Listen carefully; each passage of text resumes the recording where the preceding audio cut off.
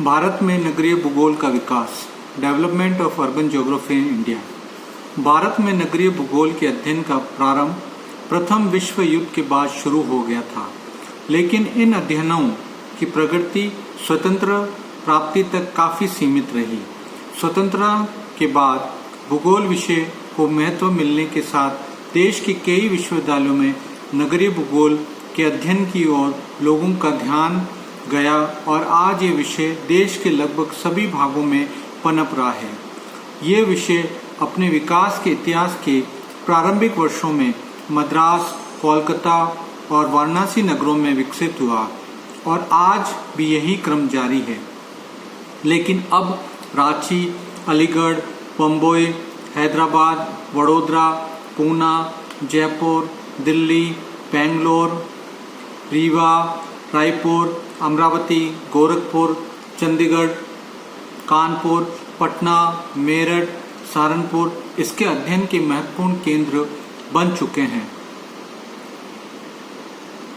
हमारे देश में नगरीय भूगोल पर किए गए अध्ययनों की समीक्षा द्वारा इस विषय के विकास को समझने में सहायता मिलती है। विदेशी विद्वान B.F. हॉस्लेट्स और भारतीय विद्वान S.P. चटर्जी, G.S. घोषाल, काशीनाथ सिंह, मुनीस रजा ने भारत में किए गए नगरीय अध्ययनों की समीक्षा की है। भारतीय नगरों का अध्ययन भारतीय व विदेशी विद्वानों द्वारा किया गया है। इसी प्रकार भारतीय विद्वानों ने अपने देश के विभिन्न नगरों व नगरीय क्षेत्रों का अध्ययन करने के साथ अन्य देशों के नगरों तथा उनकी समस्याओं को अपने अध्ययन का विषय बनाया है। इनमें अनेक विद्वानों के नाम शामिल किए जा सकते हैं। इनमें प्रमुख R.L. सिंह, M.P. करण, ओम प्रकाश सिंह, उजागर सिंह, S.C. बंसल, जिन्होंने नगरीय भूगोल से संबंधित पाठ्य पुस्तकों की रचना द्वारा विषय की तकनीक को विद्यार्थियों में लोकप्रिय बनाने व उसके अध्ययन में रुचि बढ़ाने में मदद की है। अध्ययन संस्थाएं, स्टडी सेंटर्स। स्वतंत्रता के बाद देश में कई संस्थाएं भी इस दिशा में महत्वपूर्ण कार्य कर रही है।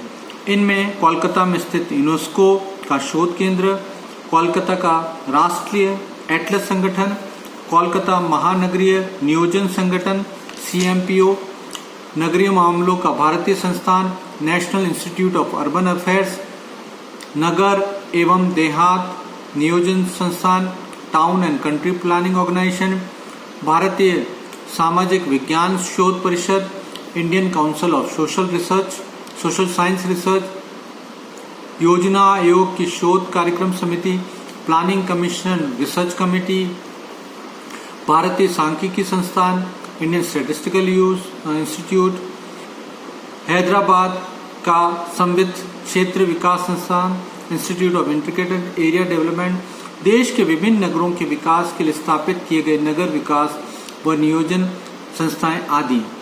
वर्तमान में नगर के सुनियोजित विकास के लिए देश के लगभग सभी नगरों में विकास प्राधिकरण डेवलपमेंट अथॉरिटी कार्यालयों की स्थापना की गई है, जो नगरों के भावी सुनियोजित विकास के लिए मास्टर प्लान तैयार करने व उसे लागू करने की योजना तैयार कर रहे हैं। वृहद महानगरों जैसे बम्बई, कलकत्ता, दिल्ली, चेन्नई, बेंगलोर, हैदराबाद, पूना में इन नगरों के विकास के साथ साथ उनके समीपवर्ती प्रदेशों के विकास की योजनाएं बनाई गई है।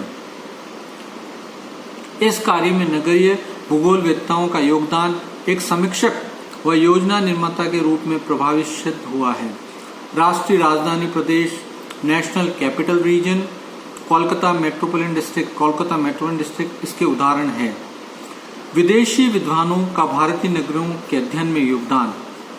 विदेशी विद्वान जिन्होंने भारतीय नगरों का किसी न किसी रूप में अध्ययन किया है, उसमें H.E. James, O.H.K. Spate, Jean Brunhes, Richard A. Ellefsen, Mayer, R.C. Mayfield, N.S. Ginsburg के नाम विशेष रूप से उल्लेखनीय हैं। इन सब विद्वानों व उपरोक्त संस्थाओं एवं संस्थानों द्वारा किए गए अध्ययनों को क्रमबद्ध करना एक अत्यंत पेचीदा काम है। इन सब अध्ययनों को उनकी प्रस्तुति के समय तथा अध्ययन की प्रवृत्तियों के आधार पर निम्न तरह से वर्गीकृत करके समझा जा सकता है। नगरीय अध्ययनों की प्रारंभिक अवस्था पहला, दूसरा नगरीय अध्ययनों की विकसित अवस्था और नगरीय अध्ययनों की अति विकसित अवस्था। पहला, नगरीय अध्ययनों की प्रारंभिक अवस्था, primary state of urban studies. इसमें द्वितीय विश्व युद्ध से पूर्व किए गए अध्ययनों को शामिल किया जाता है। प्रारंभ में मद्रास में इस विषय पर अध्ययनों की शुरुआत हुई। मद्रास के नगरीय भूगोल अध्ययन केंद्र स्कूल्स ऑफ अर्बन ज्योग्राफी का महत्व उल्लेखनीय है। यहाँ पर विद्वानों द्वारा विभिन्न नगरों को अपने अध्ययन का आधार बनाया गया है। यहाँ अनेक नगरों को चुनकर उनके विभिन्न भौगोलिक पक्षों को रखा गया है। इन सब अध्ययनों को मद्रास की भौगोलिक पत्रिका journal of Madras geographical association में प्रकाशित होने का अवसर मिला है। दक्षिण भारत के नगरों पर अधिक कार्य किया गया है। मद्रास नगर पर अनेक लेख प्रकाशित किए गए हैं। इनमें नगरों की स्थिति, कार्यात्मक विकास, संरचना, जनसंख्या, वितरण, नगरीय समस्या आदि पर अनेक विचार प्रस्तुत किए गए हैं। नगरों को प्रादेशिक व तुलनात्मक स्थिति पर भी अनेक लेख प्रस्तुत किए हैं। दूसरा, नगरीय अध्ययनों की विकसित अवस्था, development state of urban studies. द्वितीय विश्व युद्ध के बाद भारत में नगरीय अध्ययनों का तेजी से विकास हुआ है, जिनका श्रेय विशेष रूप से प्रोफेसर राम लोचन सिंह को जाता है। इन्होंने बनारस तथा बाद में बेंगलोर नगरों पर अध्ययन प्रस्तुत करके अनेक भारतीय भूगोलवेत्ताओं का ध्यान देश के अन्य नगरों के अध्ययन की ओर आकर्षित किया है। इनमें नगरों के प्रादेशिक महत्व को स्वीकार किया गया है। इसी समय देश के विभिन्न भागों में स्थित नगरों का अध्ययन के लिए चुना गया है। इसमें नगरीय भूगोल का प्रचार वाराणसी से शुरू होकर अन्य नगरों में फैला गया है और देश के कई नगर इसके अध्ययन केंद्र के रूप में उभर कर सामने आए हैं। इनमें गोरखपुर, इलाहाबाद, कोलकाता, पूना उल्लेखनीय हैं। तीसरा, नगरीय अध्ययनों की अति विकसित अवस्था, highly developed state of urban studies. ये अवस्था 1970 के दशक के बाद प्रारंभ होती है, जब नगरीय अध्ययनों में सांख्यिकी विधियों का प्रयोग बढ़ा है।